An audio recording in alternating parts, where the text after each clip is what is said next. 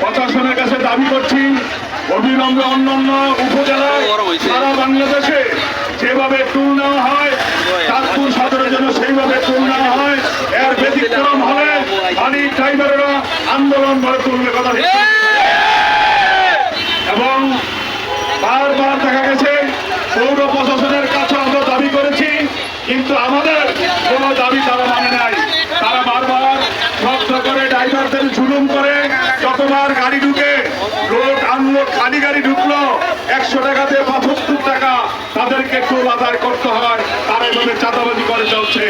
আমরা আজকে সেনাবাহিনী সেনা ক্যাম্পে এই ব্যাপারে আমরা মানববন্ধনের করে সেখানে স্মারকলিপি দিব। তারপরও যদি আমাদের এই দাবি আদায় না হয় আমরা বৃহত্তর আন্দোলন গড়ে তুলব আমরা মালিক ড্রাইভারেরা। এই জন্য সাংবাদিক ভাইরা আপনাদের মাধ্যমে আমরা জাতিকে জানাতে চাই, আজকে যে বৈষম্য চলছে চাঁদপুরে এই পৌরসভার পক্ষ থেকে যেভাবে জুলুম করা হচ্ছে, প্রত্যেকটা পিকআপ প্রত্যেকটা ভ্যান যারা আছে তাদের থেকে 75 থেকে 100 টাকা বারবার নেওয়া হচ্ছে। যতবার গাড়ি ঢুকে ততবার একজন ড্রাইভার মালিক কয় টাকা পায়, যত ভাড়া নেয় তার চেয়ে টোল বেশি দিয়ে এরা জুলুমের শিকার করছে।